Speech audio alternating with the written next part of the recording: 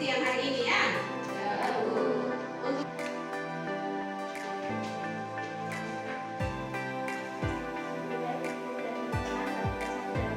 kita berdoa. Kegiatan belajar mengajar kami. Sebelum kami mulai Tuhan hanya doa kami. Haleluya. Amin. iya. Hari ini siapa?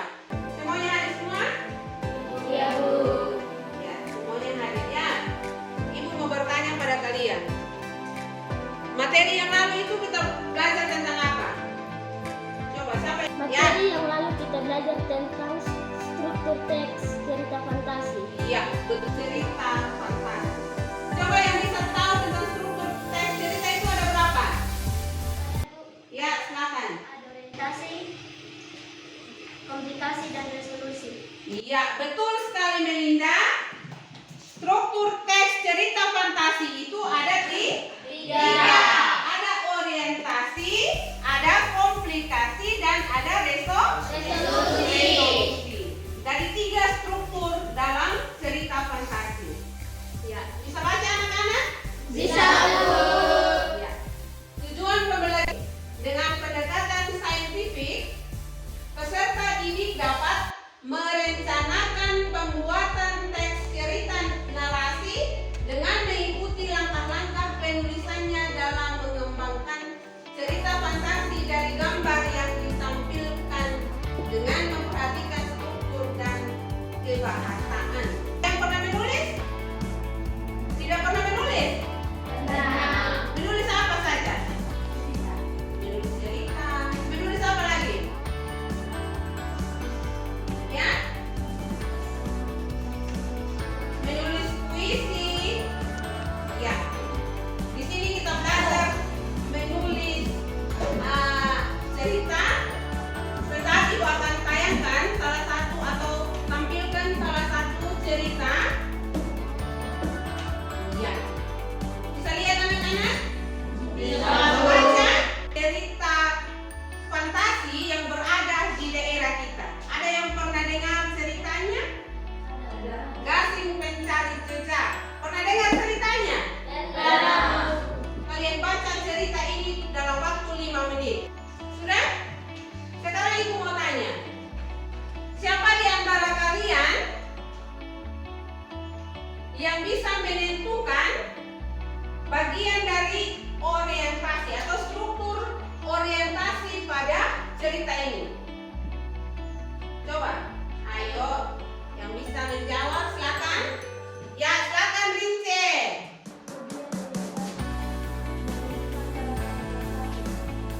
Ya, menurut Rince bilang ada paragraf pertama. Dulu dari orientasi itu merupakan pengenalan apa? Tokoh, nama, apa lagi? Atau yang bisa menentukan bagian dari komplikasi. Ya, silakan Mercy. Komplikasi ditunjukkan pada paragraf 2, 3, dan 4. Ya, betul sekali. Berikan tepuk tangan kepada Mercy. Silakan Anto. Bagian resolusi ditunjukkan pada paragraf terakhir. Iya, betul sekali. Jawaban Anto. Jadi, paragraf itu temanya tentang kesabaran. Sekarang tampilkan siapa yang bisa menentukan judul dari cerita itu. Ayo coba. Ya, silakan Osi. Ya, Gasing Pencari Jejak. Bisa paham? Yang lalu kan kita sudah bentuk kelompok ya? Ya. Sekarang kalian bentuk kelompok minimal satu kelompok itu 5 orang seperti kelompok yang lain. Jadi kita tidak buat daftar lagi. Ya, mulai sekarang.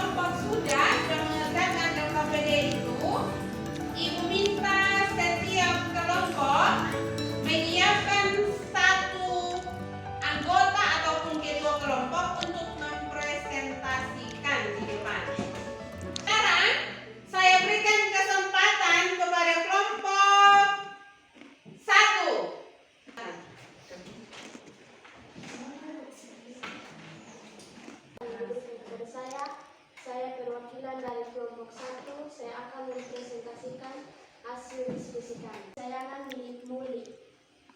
Tema keinginan yang tercapai. Judul kelinci kesayanganku. Pada suatu hari ada seekor kelinci punya temanku. Kelinci itu diberi nama Ramio. Kelinci itu termenung memikirkan tentang kehidupan burung-burung yang bisa terbang. Temanku bernama Molly. Molly marah kepada burung karena melihat kelinci kesayangannya diejek oleh burung itu. Ramio menghampiri tuannya sambil mengibas-ibaskan telinganya pada tuannya. Molly pun merasa bahwa ada sesuatu yang burung-burung di udara. Kelinci pun menari kegirangan karena ia bisa terbang. Demikian atas penyampaiannya. Sekian dan terima kasih. Mari kita berikan aplaus kepada kelompok 1 yang sudah ceritanya bagus sekali. Bagus tidak? Siapa yang menyimak tadi? Ceritanya tentang apa? Kelinci yang mau terbang. Ya, kelinci milik Molly yang ingin mau terbang. Kelompok ini silakan menanggapi cerita dari kelompok 1. Ya, ada dari kelompok berapa kalian? 3. Kelompok 3. Silakan Asna. Dan baik, terima kasih atas waktu dan kesempatan yang diberikan kepada saya. Jadi, penggunaan kata punya tidak baku. Yang baku adalah kata milik. Bisa seharusnya yang baku dapat. Ya, kalau tidak ada lagi, mari kita berikan aplaus kepada kelompok 1 yang sudah mempresentasikan hasil kerjanya.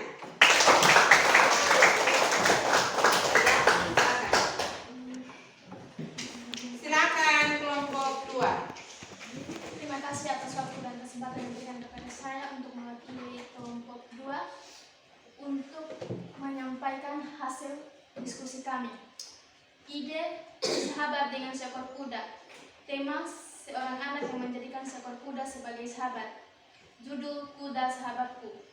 Kuda adalah salah satu hewan khas Sumba yang memiliki kemampuan yang hebat. Tak berdaya lagi, ia menangis terseduh-seduh karena dia kehilangan sahabatnya untuk selamanya. Ia menyesali karena pergi meninggalkannya.